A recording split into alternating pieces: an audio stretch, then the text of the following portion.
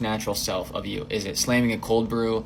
Is it taking a shot of tequila? Is it talking with your best friend? Is it going for a walk? Is it late? Is it early in the morning? For me, it's once I get an idea, I have to sprint down here, write down a bunch of things, and start talking before I lose my passion for it. Okay, and the third thing is that you have to become not a perfectionist, and you need to post way, way, way more, like 100 times. Okay, naturalness in front of a camera, there's like a magical number out there for you. And whenever you drop your desire for perfectionism and you work on quantity to get comfortable in front of a camera, you'll be able to speak more naturally and you will get more views because people can just tell. Okay, what is the main skill set you need to climb the view ladder? Let's break it down real quick. If you are stuck 0 to 300, the only thing you need to be focusing on is the basics. And you should just ask yourself a very standard question and have maybe 10 other people answer this about you. Why should someone watch you? You lip syncing in the mirror is not a good enough reason. You giving people 3 tips on how to get rich whenever you're not rich isn't a good enough reason. You have to wrestle with this question and find a way to stand out. Okay, now how do you go from 1,000 to 3,000? This is where the actual skill set comes in. People think that they're stuck in 300 view jail because they don't have hooks and pacing and storytelling and stuff like that. But actually, this is how you get from 1,000 to 3,000. You understand hooks, you figure out how to tell a good story and kind of move a video along. You're not rambling too much. But the most important thing, this is where I see it so many creators get stuck. They get stuck right here in kind of the 800 to 1,700 view range. Okay, that's probably you. It's because you have horrific ideation. You have horrific ideation. Ideation, I believe, is the number one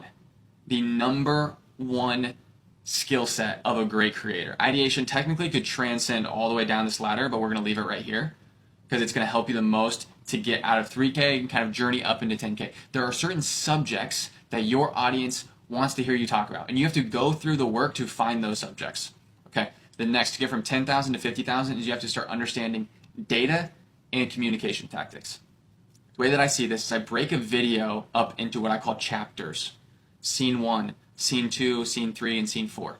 Maybe Scene 1 was a historical story.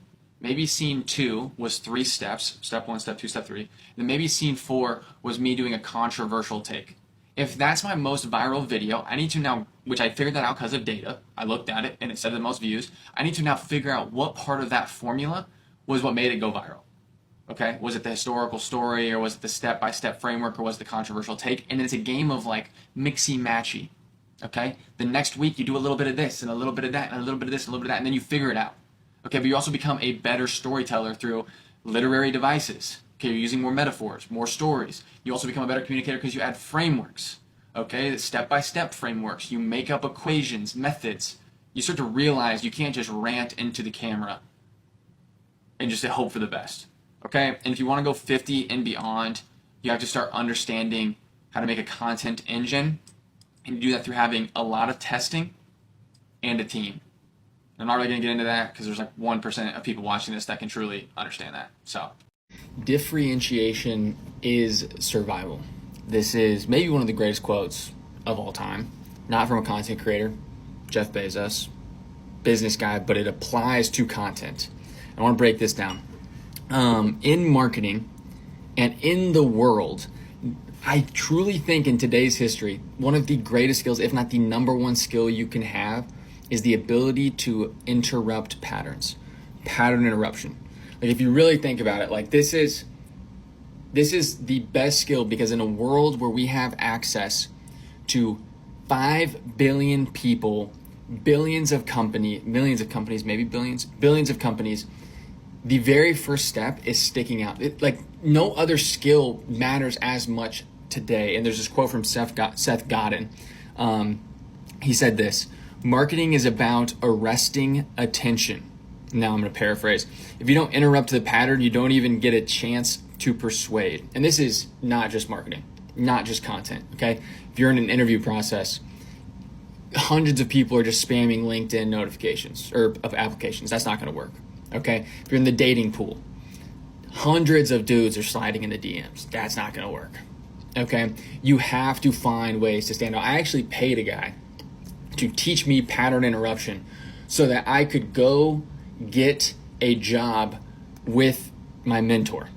And the way he did that, he taught me some unique way to create a video and then make sure that it gets into his inbox, that he actually sees it. And then in it, we did unique discovery of my mentor's business. And it all stood out and it actually worked.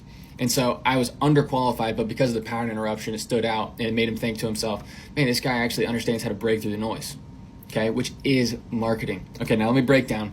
How can you add differentiation into your content so that you can not just survive, but so that you can thrive? There's 5 ways. 5 ways. Number 1 is your brand pillars. Okay, this is counter positioning, by the way. We're talking about counter positioning. It's the same thing.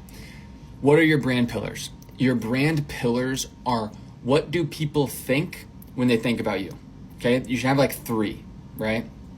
And I think the worst way to do this is to just say my brand pillars are fitness, lifestyle, and entrepreneurship. Okay, there's no differentiation in that at all. Okay, instead it could be fitness as a paraplegic, entrepreneurship as somebody from a third world country. I definitely did not mean to potentially use insensitive topics, but just bear with me, please. That was not on purpose. These are great counter positionings. If you find yourself able to use these, use them. Anyways, brand pillars. You get that idea. Like what I always say is like one of my brand pillars is it's content, but I'm anti-guru. Okay? I live in a house, like look at my ceiling. What even is going on up there? This is a cheap house. Okay, I don't spend a ton of money on it. I got cheap cars. I'm not trying to be the Miami, the Porsches, whatever it is. I'm trying to live a more humble lifestyle. Another example of great brand pillars is Andrew Huberman. Okay, he took a scientific brand pillar to the self-improvement world. Okay, so that's number 1 is you can differentiate yourself through brand pillars. The best way to do this is by combining 2 things: fitness plus something more unique. Okay, lifestyle plus something more unique. And then you create this overlap that's really unique. Okay, number 2, the second way you can differentiate yourself is your format. What is a content format? A content format is the way your content comes across the screen. Like literally, visually, how does it come across the screen? Right now, you are watching a format that I would call 10-minute talking head.